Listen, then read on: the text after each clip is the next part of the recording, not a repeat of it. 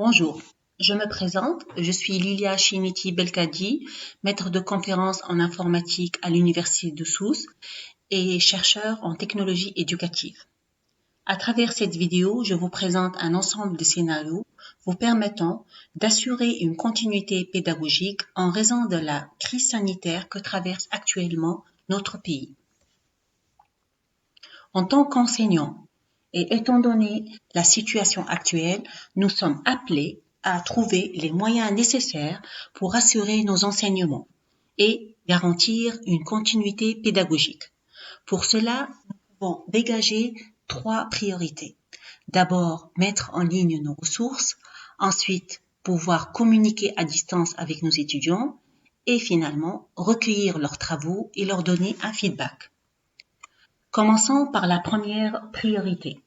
Il s'agit en fait de trouver les moyens nécessaires pour partager nos ressources pédagogiques, c'est-à-dire nos supports de cours, nos supports de TD, nos supports de TP, nos articles, des séries d'exercices, etc. Ces ressources pédagogiques peuvent avoir différents formats, PDF, Word, Excel, PowerPoint, Web, vidéo ou images. Il y a différents moyens pour partager ces ressources pédagogiques. On peut d'abord les mettre sur une plateforme d'enseignement à distance, telle que la plateforme Moodle de l'université virtuelle, mise à la disposition de toutes les universités tunisiennes, ou tout simplement sur Google Classroom. Une deuxième possibilité serait de partager ces ressources pédagogiques sur le cloud, par exemple sur Google Drive, et donner accès aux étudiants à ces ressources-là. Troisième possibilité serait de partager ces ressources pédagogiques sur des réseaux sociaux, par exemple Edmodo qui est un réseau social pédagogique ou Facebook sur un groupe fermé, par exemple sur Facebook. Et la dernière possibilité serait de produire des vidéos et de les uploader sur le web, plus précisément sur YouTube. La deuxième priorité serait de trouver les moyens nécessaires pour communiquer à distance avec nos étudiants. Cette communication est nécessaire pour pouvoir expliquer, annoncer une activité pédagogique, apporter des clarifications et donner des feedbacks. Pour cela, il y a différentes possibilités pour communiquer. D'abord, le mail. C'est un outil asynchrone, c'est-à-dire en différé. On peut communiquer à distance avec nos étudiants à travers le mail. Deuxième possibilité serait d'utiliser des groupes Messenger ou des groupes WhatsApp qui sont généralement installés sur plusieurs téléphones et permettent cette communication avec les apprenants.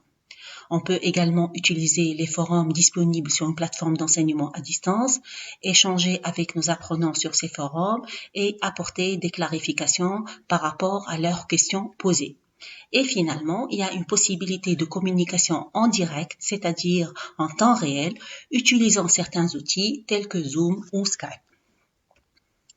La dernière priorité serait de recueillir les travaux réalisés et produits par les apprenants et leur donner des feedbacks. L'apprenant doit en effet être sollicité par des soumissions de travaux. Différents travaux peuvent être demandés de la part de nos apprenants, des réponses à des exercices, des travaux individuels ou même collaboratifs et des travaux de recherche d'informations, de collecte et de synthèse de ces informations. Il y a différents moyens pour réaliser ces travaux.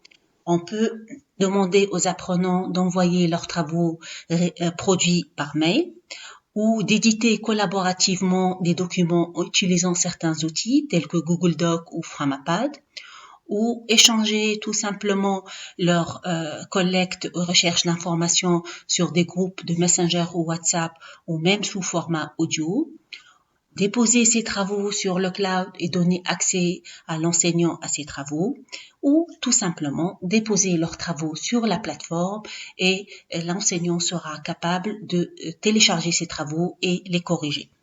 J'arrive maintenant à la fin de ma présentation et je vous remercie pour votre attention.